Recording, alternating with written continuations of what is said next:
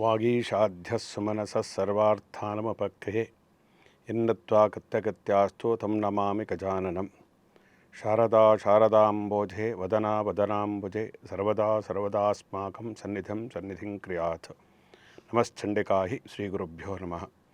ಧರ್ಮವಾಹಿನಿಯ ಎಲ್ಲ ಆತ್ಮೀಯ ವೀಕ್ಷಕರಿಗೆ ಪ್ರೇಕ್ಷಕರಿಗೆ ನಮಸ್ಕಾರ. ಮಾನವನ ಜೀವನದ ಶ್ರೇಯಸ್ಸಿಗೋಸ್ಕರ ನಮ್ಮ ಸಂಸ್ಕೃತಿಯಲ್ಲಿರತಕ್ಕಂತಹ ಆಚಾರ ವಿಚಾರಗಳ ಮಹತ್ವವನ್ನು ತಿಳಿಸ್ತಕ್ಕಂತಹ ಪ್ರಯತ್ನವನ್ನು ಹಲವು ಸಂಚಿಕೆಗಳಲ್ಲಿ ನಾವು ಮಾಡಿದ್ದೇವೆ. ಹಾಗೆ ಮುಂದುವರಿಸಿಕೊಂಡು ಬಂದು ನಾಮಕರಣ ತುಂಬ ಮುಖ್ಯವಾಗಿರತಕ್ಕಂಥದ್ದು.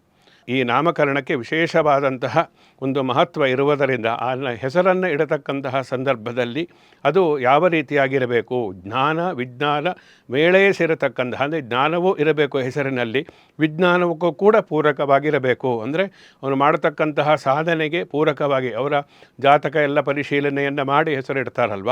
ಅಂದರೆ ಜಾತಕದಲ್ಲಿ ಯಾವ ರೀತಿ ಗ್ರಹಗತಿಗಳು ಇದೆ, ಜಾತಕದಲ್ಲಿ ಯಾವ ರಾಜಯೋಗಗಳಿದೆ, ಜಾತಕದಲ್ಲಿ ಯಾವ ಸಮಯದಲ್ಲಿ ಅವರು ಜನಿಸಿದ್ದಾರೆ, ಆ ಜನಿಸಿರತಕ್ಕಂತಹ ಸಮಯಕ್ಕೆ ಆ ಸಮಯದಲ್ಲಿ ನಭೋಮಂಡಲದಲ್ಲಿರ್ತಕ್ಕಂತಹ ನಕ್ಷತ್ರಕ್ಕೆ ಅನುಗುಣವಾಗಿ, ಗ್ರಹಗತಿಗಳಿಗೆ ಅನುಸಾರವಾಗಿ, ಸಮಯಕ್ಕೆ ಅನುಸಾರವಾಗಿ ನಿರ್ದಿಷ್ಟವಾದಂತಹ ಹೆಸರನ್ನು, ಆ ಕೆಲವೊಂದು ನಿರ್ದಿಷ್ಟವಾದ ಅಕ್ಷರಗಳು ಪ್ರಾರಂಭ ಆಗಿರಬೇಕಾಗುತ್ತೆ. ಯಾವ ಅಶ್ವಿನಿ ನಕ್ಷತ್ರದಲ್ಲಿ ನಿಲ್ಲಿಸಿ ಹುಟ್ಟಿರ್ತಕ್ಕಂಥವರಿಗೆ ಯಾವ ಹೆಸರು, ಭರಣಿ ನಕ್ಷತ್ರದಲ್ಲಿ ನಿಂತಿರ್ತಕ್ಕಂಥವರಿಗೆ ಯಾವ ಅಕ್ಷರದಿಂದ ಪ್ರಾರಂಭ ಆಗಬೇಕು ಅನ್ನತಕ್ಕಂಥದ್ದೆಲ್ಲ ಇರುತ್ತೆ.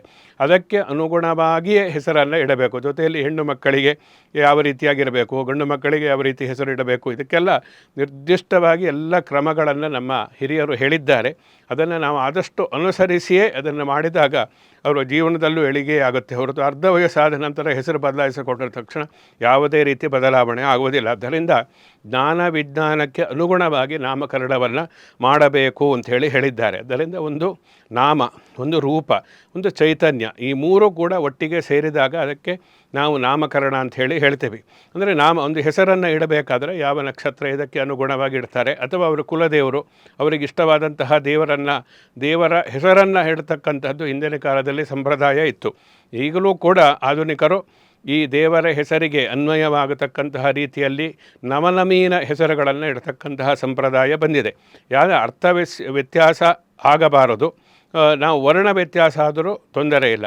ಆ ರೀತಿಯಾಗಿ ದೇವರ ಒಂದು ನಮ್ಮ ಆಧ್ಯಾತ್ಮಿಕತೆಯ ಒಂದು ನೆನಪನ್ನು ಆ ಹೆಸರು ಅನ್ನತಕ್ಕಂಥದ್ದು ಕೊಡಬೇಕು. ನಮ್ಮ ಸಂಸ್ಕೃತಿಯನ್ನು ಆ ಹೆಸರು ಸೂಚಿಸಬೇಕೇ ಹೊರತು ಅರ್ಥ ಆಗದೇ ಇರತಕ್ಕಂತಹ ಹೆಸರನ್ನೆಲ್ಲ ಇಡಬಾರದು. ಆದ್ದರಿಂದ ನಾಮ ತುಂಬ ಮುಖ್ಯವಾಗುತ್ತೆ. ಜೊತೆಯಲ್ಲಿ ರೂಪಕ್ಕೆ ಅವರು ಹೇಗಿರ್ತಾರೆ ಅನ್ನತಕ್ಕಂಥದ್ದು. ಉದಾಹರಣೆಗೆ ಹೇಳಬೇಕು ಅಂದರೆ, ಈ ಮಗು ಜನಿಸಿದಾಗ ಮಿಥುನ ರಾಶಿ ಅಥವಾ ಕನ್ಯಾ ರಾಶಿ ಆಗಿದ್ದಾಗ ಗುಂಡುಗೆ ದಪ್ಪಗೆ ನೋಡಲಿಕ್ಕೆ ಸುಂದರವಾಗಿರ್ತಾರೆ. ಅದರಿಗೆ ಅವರ ರೂಪಕ್ಕೆ ಅನುಗುಣವಾಗಿ ನಾವು ವೃಶ್ಚಿಕ ರಾಶಿಯಂತಹ ಅಥವಾ ವೃಶ್ಚಿಕ ರಾಶಿ ಇರಬಹುದು, ಮೇಷರಾಶಿಯಂತಹ ಜನಿಸಿದಾಗ ನೋಡುವುದಕ್ಕೆ ಸ್ವಲ್ಪ ಉಗ್ರವಾದಂತಹ ಮುಖಚರ್ಯೆ ಇರುತ್ತೆ. ಇಂಥವರಿಗೆ ಅವರ ರೂಪಕ್ಕೆ ಅನುಗುಣವಾದಂತಹ ಹೆಸರನ್ನು ಇಟ್ಟಾಗ ಮಾತ್ರ ಅದು ಸಾರ್ಥಕ ಆಗುತ್ತೆ. ಹೀಗೆ ಅವರ ರೂಪಕ್ಕೆ, ಅವರ ಒಂದು ಲಕ್ಷಣಕ್ಕೆ ಅನುಗುಣವಾಗಿ ಕೆಂಪಗಿರ್ತಾರೋ, ಬೆಳ್ಳಗಿರ್ತಾರೋ, ಕಪ್ಪಗಿರ್ತಾರೋ ಅದಕ್ಕೆ ಅನುಗುಣವಾಗಿ ಹೆಸರನ್ನು ಇಡತಕ್ಕಂಥದ್ದು ಕೂಡ ಹಿಂದಿನ ಕಾಲದಲ್ಲಿ ನಾಮಕರಣ ಸಂಸ್ಕಾರದಲ್ಲಿ ಇತ್ತು. ಜೊತೆಯಲ್ಲಿ ಚೈತನ್ಯ, ನಾನು ಆಗಲೇ ಹೇಳಿದೆ, ಕೇವಲ ಬದುಕಿದ್ದಾಗ ಮಾತ್ರ ಹೆಸರು ನಮಗೆ ಕೆಲಸಕ್ಕೆ ಬರತಕ್ಕಂಥದ್ದಲ್ಲ.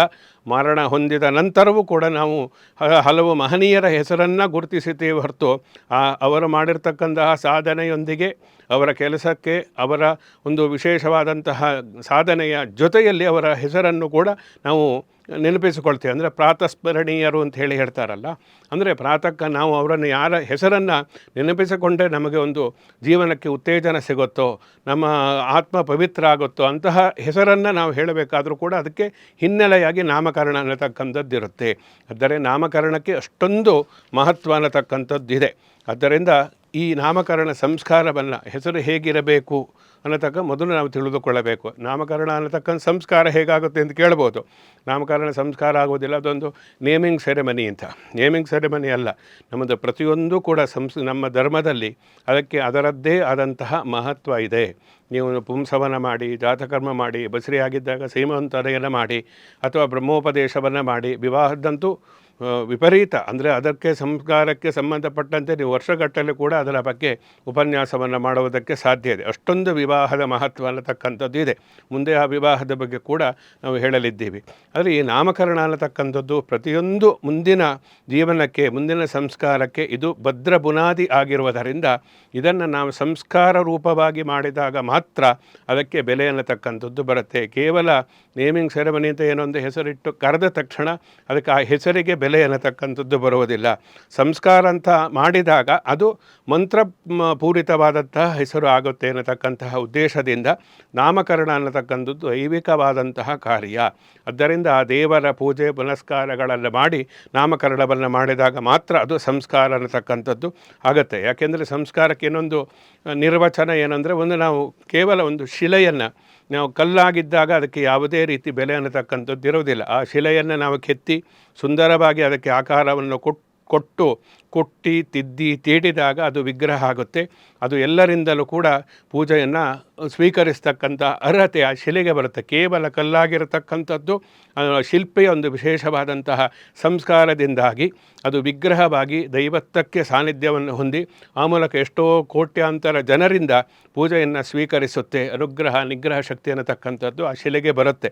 ಇದಕ್ಕೆ ಸಂಸ್ಕಾರ ಅಂತ ಹೇಳ್ತಕ್ಕಂಥದ್ದು. ಹಾಗೆ ನಮ್ಮಲ್ಲೂ ಕೂಡ ಮನುಷ್ಯನಿಗೆ ಯಾವ ಸಮಯದಲ್ಲಿ ಏನು ಮಾಡಬೇಕು ಅದನ್ನು ನಿರ್ದಿಷ್ಟವಾಗಿ ನಾವು ಮಾಡಿದಾಗ ಅದಕ್ಕೆ ಅದು ಸಂಸ್ಕಾರವಾಗಿ ಪರಿವರ್ತನೆಯಾಗಿ ಆ ಮೂಲಕ ಅವನ ಜೀವನ ಸಾರ್ಥಕಪಡಿಸಿಕೊಳ್ಳುವುದಕ್ಕೆ ನಾಮಕರಣ ಸಂಸ್ಕಾರ ಅನ್ನತಕ್ಕಂಥದ್ದು ಭದ್ರ ಬುನಾದಿ ಆಗುತ್ತೆ ಅಂಥೇಳಿ ಹೇಳ್ಬೋದು. ಅದರಿಂದ ಒಂದು ಚೇತನಕ್ಕೆ ನಾವು ಏನು ಹೆಸರನ್ನು ಇಡ್ತೀವೋ ಅದೇ ನಾಮಕರಣ ಅನ್ನತಕ್ಕಂಥದ್ದು. ಈ ನಾಮಕರಣದಲ್ಲಿ ಹೆಸರಿಡಬೇಕಾದ್ರೆ ಅದು ಹೇಗಿರಬೇಕು? ವರ್ಣಶುದ್ಧಿ ಅಂಥೇಳಿ ಹೇಳ್ತಾರೆ. ವರ್ಣಶುದ್ಧಿ ಇರಬೇಕು, ಅರ್ಥಶುದ್ಧಿ ಇರಬೇಕು, ಮಂತ್ರಶುದ್ಧಿ ಇರಬೇಕು. ಈ ಒಂದು ನಾಮಕರಣ ಮಾಡಬೇಕಾದ್ರೆ 4-5 ಹೆಸರನ್ನು ಬರೆದು ಅದನ್ನು ಪೂಜೆಯನ್ನೆಲ್ಲ ಮಾಡಿ ನಂತರದಲ್ಲಿ ಆ ಹೆಸರನ್ನು ಗುಪ್ತ ನಾಮವನ್ನು ಸಾರ್ವಜನಿಕವಾಗಿ ಅದನ್ನು ಘೋಷಿಸ್ತಾರೆ. ಅಂದರೆ ಜೋರಾಗಿ 3 ಸಲ ಹೇಳ್ತಾರೆ. ಇದಕ್ಕೆ ನಾಮಕರಣ ಅಂತ ಹೇಳ್ತಾರೆ. ಅದು ಯಾವ ರೀತಿಯಾಗಿ ಇರಬೇಕು? ವರ್ಣಶುದ್ಧಿ ಇರಬೇಕು. ವರ್ಣಶುದ್ಧಿ ಇದ್ದರೆ ನಮ್ಮ ಸಾಹಿತ್ಯದಲ್ಲಿ ಏನು ಹೇಳಿದ್ದಾರೆ, ಹೆಸರು ವಿಚಿತ್ರವಾಗಿ ಕರೆಯುವುದಕ್ಕೆ ಕಷ್ಟ ಇರತಕ್ಕಂತಹ ರೀತಿಯ ಹೆಸರನ್ನು ಇಡಬಾರ್ದು. ಅವರಿಗೆ ಪೂರಕವಾಗಿ ಅವರು ಯಾವ ರೀತಿ ಸುಂದರವಾಗಿದ್ದರೆ ಸುಂದರ ಅಂತ ಇಡಬೇಕು. ಅಂದ ಇಲ್ಲ, ಚಂದ ಇಲ್ಲ, ಸುಂದರ ಅಂತ ಹೇಳಿ ಹೆಸರಿಟ್ಟಿರ್ತಾರೆ. ಸಂಪತ್ತಿಲ್ಲ, ಹಣ ಇಲ್ಲ, ಸಂಪತ್ತು ಅಂತೇಳಿ ಹೆಸರಿಟ್ಟಿರ್ತಾರೆ. ಇದೆಲ್ಲ ಒಂದಕ್ಕೊಂದು ಅನ್ವಯವೇ ಆಗೋದಿಲ್ಲ. ಈ ರೀತಿಯಾಗಿ ಇರಬಾರದು. ಅದು ವರ್ಣಶುದ್ಧಿ ಅನ್ನತಕ್ಕಂಥ ತುಂಬ ಮುಖ್ಯ. ಕರೆಯುವುದಕ್ಕೆ ಸುಲಭವಾಗಿರತಕ್ಕಂತಹ ಆಕರ್ಷಕವಾಗಿರತಕ್ಕಂತಹ ಹೆಸರನ್ನು ಇಡಬೇಕು. ಆ ಹೆಸರನ್ನು ಕೇಳಿದಾಗಲೇ ಏನೋ ಒಂದು ರೀತಿ ನಮಗೆ ಸಂತೋಷ ಉಂಟಾಗಬೇಕು. ಆ ರೀತಿಯಾಗಿ ಇರಬೇಕು. ಕೃಷ್ಣ ಅಂಥೇಳಿ, ಶ್ರೀಕೃಷ್ಣ ಅಂತೇಳಿ ಹೇಳ್ತೀವಿ. ಕೃಷ್ಣಯ ಇತಿ ಕೃಷ್ಣ ಅಂದರೆ ಆಕರ್ಷಣೆಯನ್ನು ಮಾಡತಕ್ಕಂಥ ಆಕರ್ಷಕವಾದಂತಹ ವ್ಯಕ್ತಿತ್ವವನ್ನು ಹೊಂದಿರತಕ್ಕಂಥವನು ಶ್ರೀಕೃಷ್ಣ. ಅದು ಶ್ರೀಕೃಷ್ಣ ಪರಮಾತ್ಮ ಅಂದರೆ ಎಲ್ಲರಿಗೂ ಕೂಡ ಒಂಥರ ಆಕರ್ಷಣೆ ಇದೆ. ಆ ಶ್ರೀಕೃಷ್ಣನ ಬಾಲಲೀಲೆಗಳಿರ್ಬೋದು, ಅವನ ಸಾಧನೆಗಳಿರ್ಬೋದು, ಅವನ ಒಂದು ವಿಶೇಷವಾದಂತಹ ಲೀಲಾ ವಿನೋದಗಳೆಲ್ಲ ಇದೆಯಲ್ಲ. ಶ್ರೀಕೃಷ್ಣನ ಹೆಸರು ಹೇಳಿದರೆ ಏನೋ ರೋಮಾಂಚನ ಉಂಟಾಗುತ್ತೆ, ಕೆಲವರಿಗೆ ಭಕ್ತಿ ಉಂಟಾಗುತ್ತೆ. ಹೀಗೆ ಆ ಹೆಸರಿನ ಒಂದು ಪ್ರಭಾವ ಅನ್ನತಕ್ಕಂಥದ್ದಿದೆಯಲ್ಲ, ಅದಕ್ಕೆ ಅಷ್ಟೊಂದು ಮಹತ್ವ ಇರಬೇಕು. ಅದಕ್ಕೆ ಯಾವುದೇ ಪಟ್ಟು ಕರಿತಕ್ಕಂತಹ ರೀತಿಯಲ್ಲಿ ವರ್ಣಸಂಕರ ಆಗತಕ್ಕಂತಹ ರೀತಿಯಲ್ಲಿ ಆ ಹೆಸರು ಅನ್ನತಕ್ಕಂಥದ್ದು ಇರೋದಿಲ್ಲ. ಅದರಿಂದ ವರ್ಣಶುದ್ಧಿ ಅನ್ನತಕ್ಕಂಥದ್ದು ನಾಮಕರಣದಲ್ಲಿ ತುಂಬ ಪ್ರಮುಖವಾಗುತ್ತೆ.